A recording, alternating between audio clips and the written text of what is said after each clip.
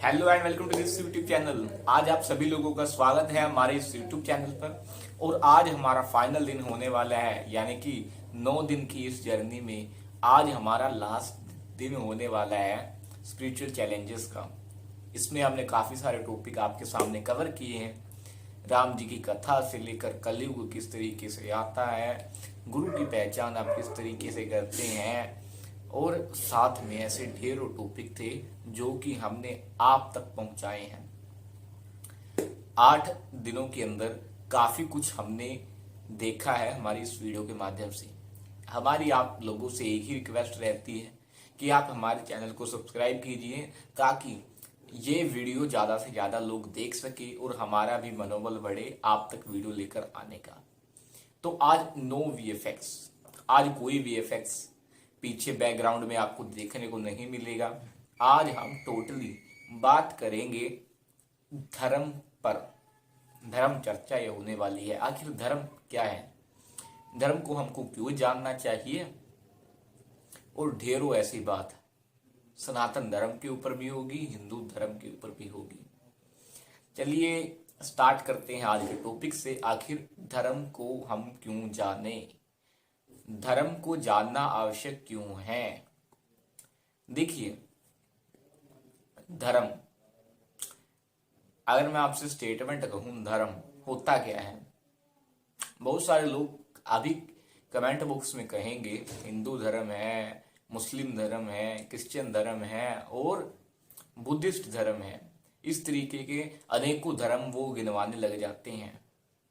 लेकिन अगर उनसे पूछा जाए चीनी का धर्म क्या है, अग्नि का धर्म क्या है, पानी का धर्म क्या है, तो वो कहते हैं अग्नि का धर्म ऊष्मा देना तथा जलाना अग्नि का धर्म है। क्षत्रिय का धर्म क्या है, प्रोटेक्शन करना अपनी प्रजा का और अपने जनता की सेवा करना, ये क्षत्रिय का धर्म है।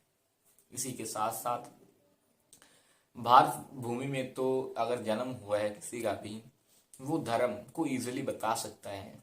लेकिन ये इतने सारे धर्म क्यों हैं? एक्चुअली मैं अगर आपको बताऊं कि एक्चुअली में धर्म तो एक ही है, ये प्रतीत हो रहे हैं as a religious, as a पंथ। ये क्या कह रहे हैं आप?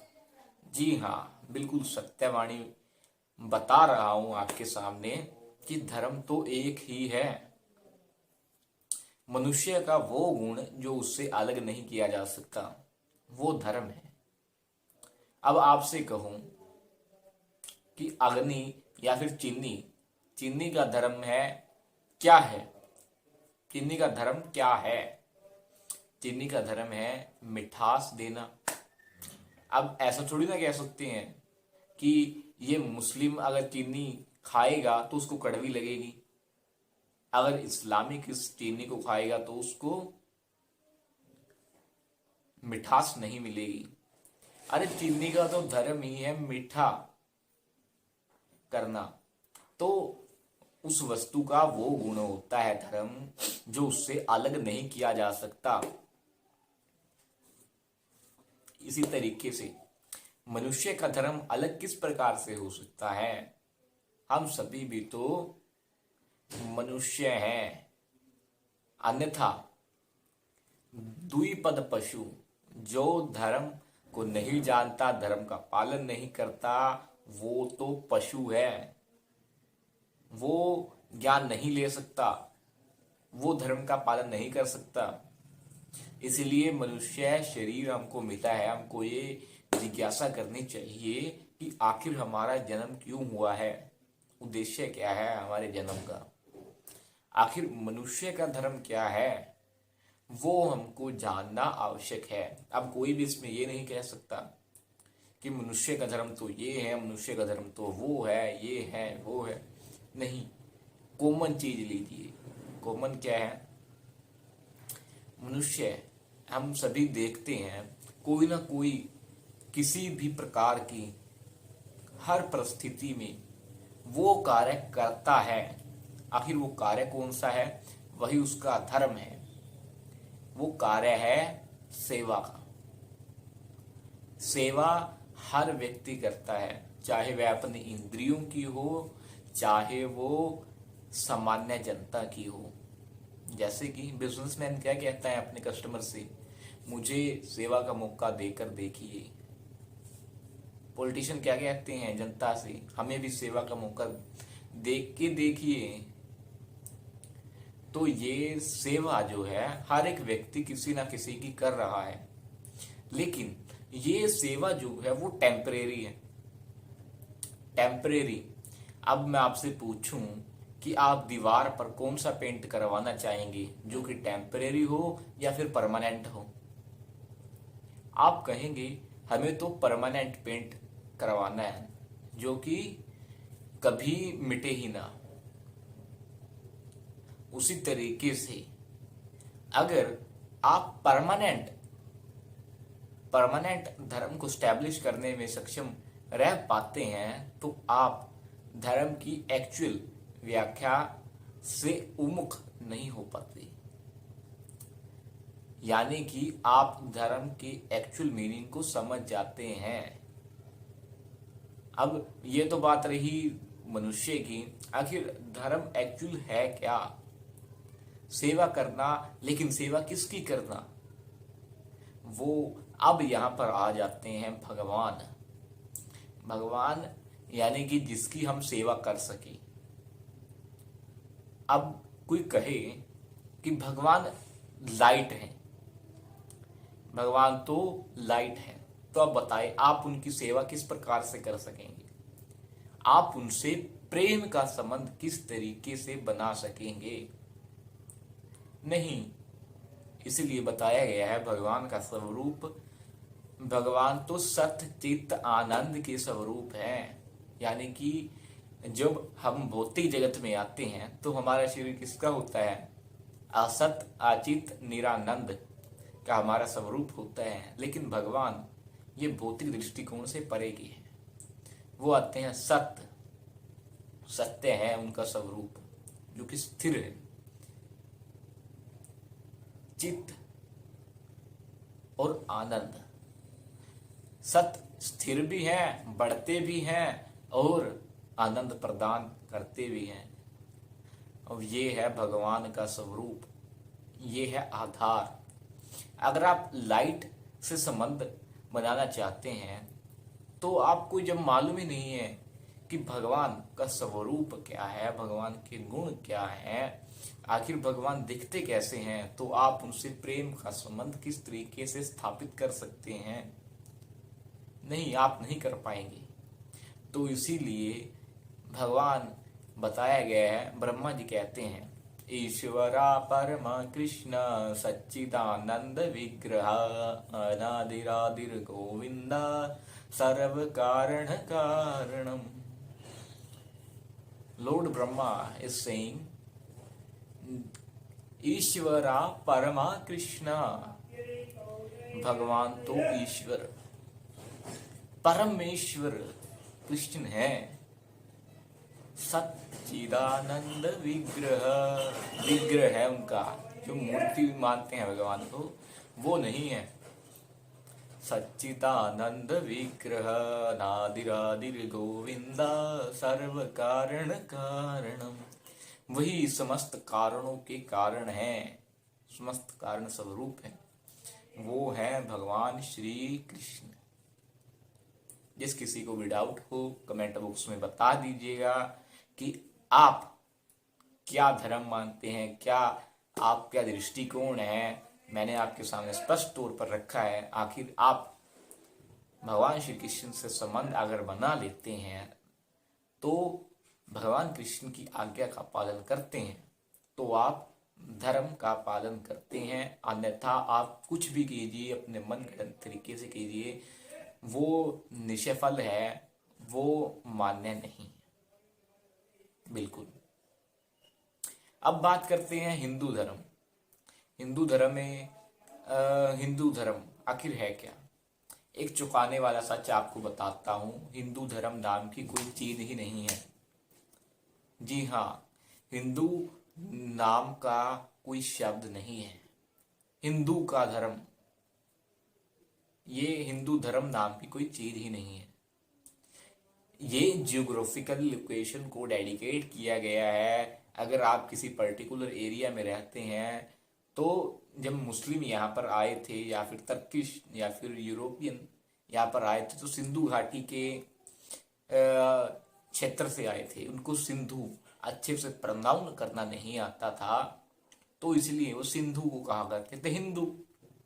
It is the geographical location dedicate by particular society. इसी वजह से हिंदू कहा जाता है। हिंदू धर्म नाम की कोई चीज नहीं है। शास्त्र भी बताते हैं कि धर्म जो है सनातन, सनातन जो जन्म मृत्यु से परे है, जिस पर टाइम एंड स्पेस का भी प्रभाव नहीं पड़ता है, वो है सनातन। और सनातन धर्म आप जानते ही हैं, वो हो सकता है किसी व्यक्ति से नहीं, किसी मटेरियलिस्टिक पर्सन से नहीं, ये बाबा भाबा से नहीं। मटेरियल संबंध तो यहीं तक सीमित है, इस भौतिक जगत तक। अगर आपको परमानेंट संबंध स्थापित करना है तो आप केवल और केवल भगवान से ही कर सकते हैं, भगवान से ही कर सकते हैं। बहुत लोग कहते हैं हमें मुक्ति चाहिए, मुक्ति चाहिए।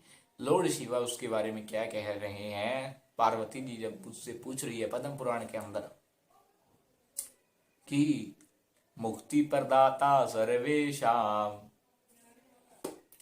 नाता पर तो पाय, मुक्ति प्रदान करने वाले तो स्वयं भगवान श्याम सुंदर हैं, भगवान विष्णु हैं, इसमें कोई संदेह ही नहीं है। वही मुक्ति प्रदाता इस भौतिक बंधन से हमको छुटकारा दिलवा सकते हैं। चलिए, हमने ये तो जाना कि हम अगर इनसे संबंध स्थापित कर लेते हैं तो हमारा संबंध परमानेंट हो जाता है। आखिर हमको इसकी आवश्यकता ही क्यों है? हमको इस चीज की आवश्यकता ही क्यों है? हमें तो ये बता दीजिए। चलिए जानते हैं, कंपेयर करके बताता हूं आपको। बताया गया है शास्त्रों के अंदर कि जो दुख है, वो दुख की डेफिनेशन आपको बताता हूं। 4 प्रकार के दुख बताए गए हैं। जन्म मृत्यु जरा व्याधि दुखा दोषानुदर्शनम। 4 प्रकार के दुख बताए गए हैं। कौन कौन से? जन्म बताया गया है, जन्म का कितना ज्यादा दर्दनाक होता है।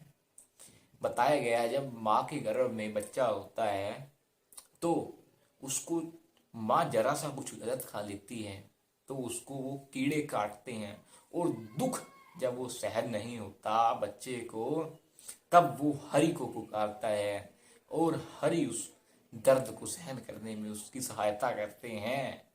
और जब हम वचन देते हैं कि हे भगवान, हे हरि, मैं बाहर निकलते ही माँ के गर्भ से तेरी भक्ति करूंगा, उसके बाद हम भक्ति करते हैं या फिर नहीं करते, हम हरि को भूल जाते हैं।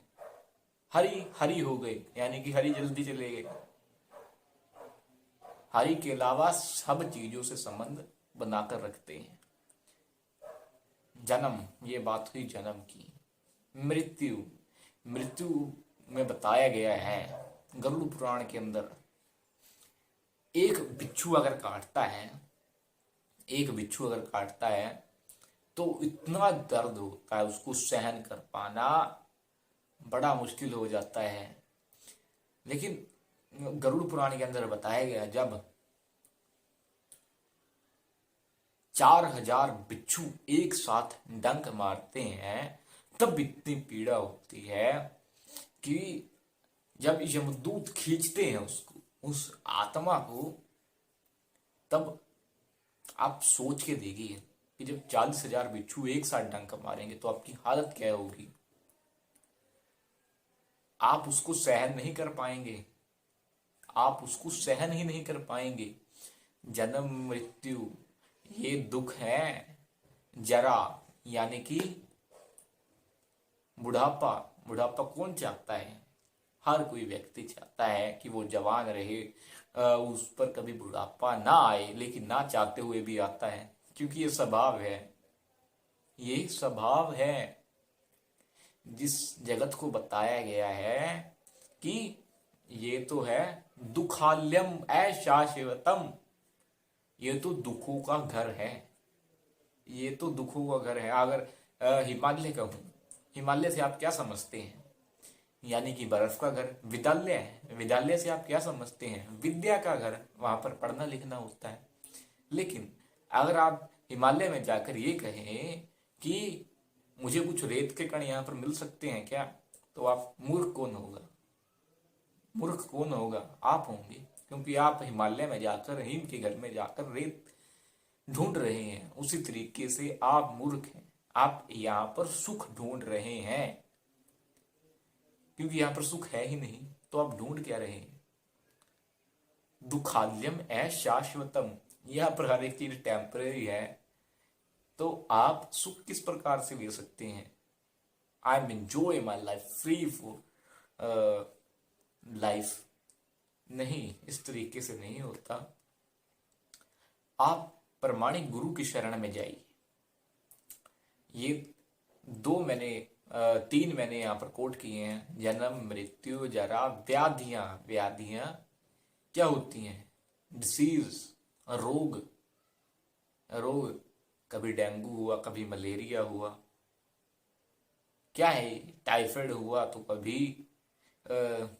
कैंसर हुआ, क्या है ये? तीन प्रकार के और बताए गए हैं दुख, वो कभी फिर चर्चा करेंगे। लेकिन हाँ, ये मैंने डिस्कस की,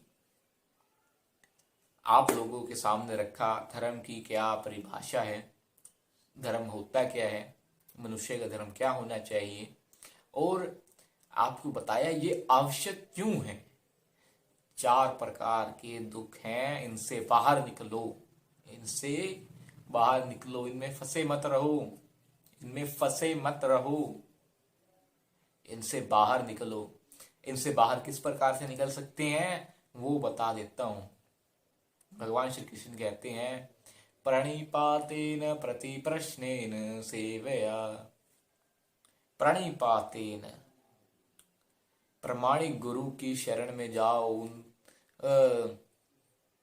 से प्रश्न करो, सेवा करो, और वही आपको ट्रेनिंग देंगे कि आप इन दुखों से किस तरीके से निवारण कर सकते हैं, अपने आप का भी और जीवों का भी।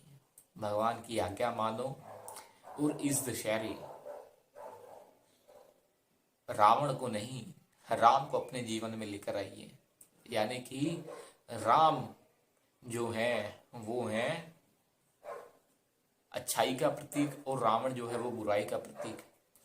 और राम ने रावण को किस तरीके से मारा था? बाणों से मारा था। यानी कि अपने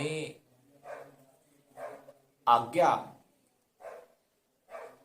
जो भगवान हमको दे रहे हैं उसका अगर हम पालन करेंगे तो हम भी बुराई पर विजय पा सकते हैं, अपने मन गढ़ंत तरीकों से नहीं। हमको प्रमाणिक गुरु की शरण ग्रहण करनी चाहिए, यही भगवान बता रहे हैं।